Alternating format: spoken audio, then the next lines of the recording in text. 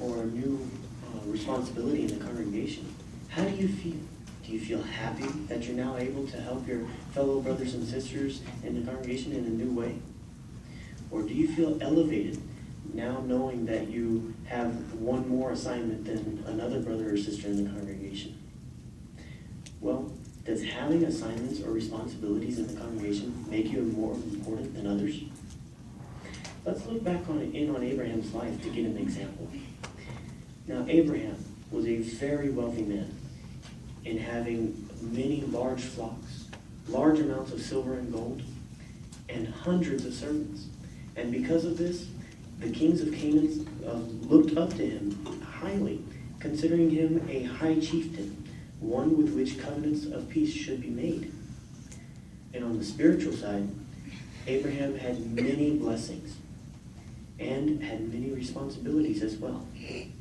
For instance, the first occurrence of the word prophet in the Hebrew scriptures was in regards to Abraham, even though other faithful brothers had been prophesying before him, such as Enoch.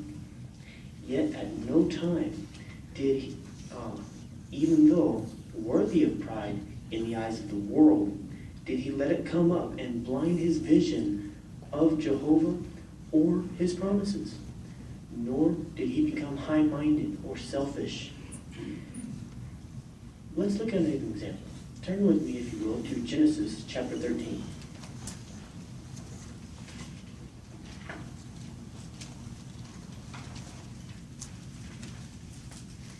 And starting in verse 5, if you'd like to follow along. Now Lot, who was traveling with Abraham, also owned sheep, cattle, and tents.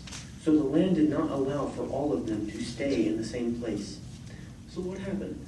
Well, in verse 7, we find that a quarreling rose up between the herders of the two brothers. What was done about that?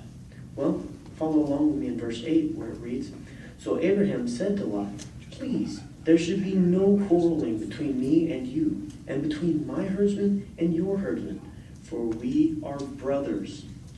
So, despite all the things that were happening, Abraham never lost sight of the important thing, that he was still Lot's brother. So what did he do? Well, in verse 9 it reads, Is not the whole land available to you?